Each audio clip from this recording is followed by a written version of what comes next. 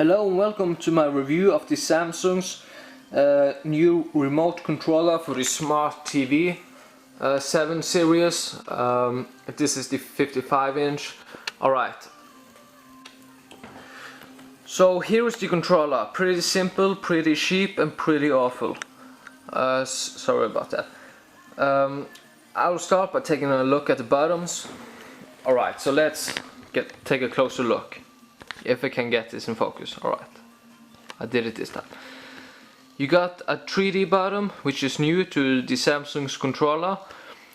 It makes 2D pictures to 3D when you have your glasses up. It upscales the picture. Alright, and you got a social TV, so you can go on Facebook, Twitter and stuff like that with just a click on a button.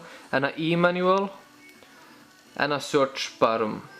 That's the pretty much only new thing with this controller, and the Smart Hub, as you can see there. Yeah, when you click on that you activate the Smart Hub, and that's pretty much the only special things with this controller. It's cheap, it's made of plastic, and the only thing that's fancy is the backlit, which is not really nice actually. It's just a orange, not bright light. Alright. So I don't really like this controller. The only hard buttons is these 4 arrows and the middle set button. All the other buttons are like rubber, nasty to click on. Sorry about that, Samsung, but I do not like this controller. When you buy an expensive TV, you want an expensive controller, not a cheap plastic controller.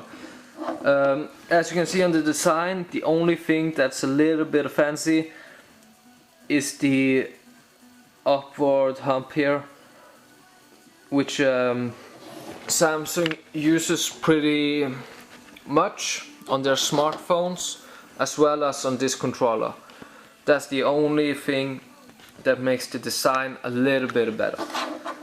As you can see, the remote controller is being thicker and thicker and thicker, and then thinner and thinner and thinner. Now you might wonder why I got this other controller here. That's to compare, really. This is a Philips controller for a lot more cheaper TV. But the controller looks so much better than the Samsung's. It's an aluminium and magnesium, and it's a hard surface and hard buttons. It's much better. So Samsung, this controller was a bad choice. Sorry. Yeah, I can focus this controller.